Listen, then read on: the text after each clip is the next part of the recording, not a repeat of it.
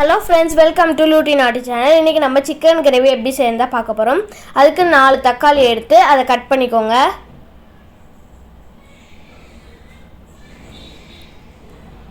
அப்புறமா கொஞ்சம் மிளகு, கொஞ்சம் இஞ்சி பூண்டு பேஸ்ட், கொஞ்சம் கருவேப்பிலை கொத்தமல்லி எடுத்துக்கோங்க.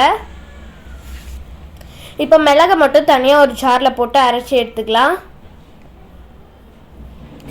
இப்போ தக்காளி நம்ம கட் பண்ணி வச்சுருக்க தக்காளி, அப்புறம் கொஞ்சம் இஞ்சி பூண்டு பேஸ்ட்டு, கருவேப்பிலை கொத்தமல்லி போட்டு அரைச்சிக்கலாம்.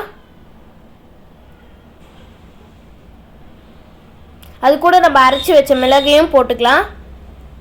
போட்டு இப்போ அரைச்சி எடுத்துக்கலாம். அரைச்சி எடுத்தோடனே இந்த மாதிரி பேஸ்ட் மாதிரி வந்தோடனே ஸ்டவ் ஆன் பண்ணி அதில் குக்கர் வச்சுக்கலாம்.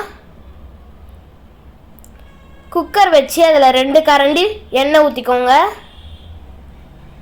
அதில் நம்ம அரைச்சி வச்சுருக்க பேஸ்ட் போட்டுக்கலாம்.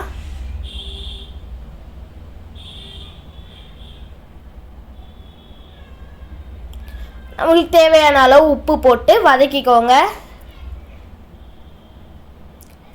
இந்த மாதிரி வதங்கிட்டோடனே அதில் ரூபி மசாலா கொஞ்சம் போட்டுக்கோங்க.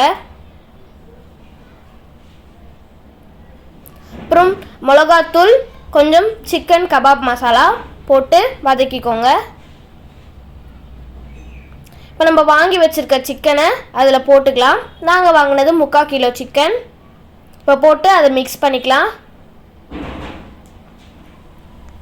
இப்போ அதில் கொஞ்சம் தண்ணி ஊற்றிக்கலாம்.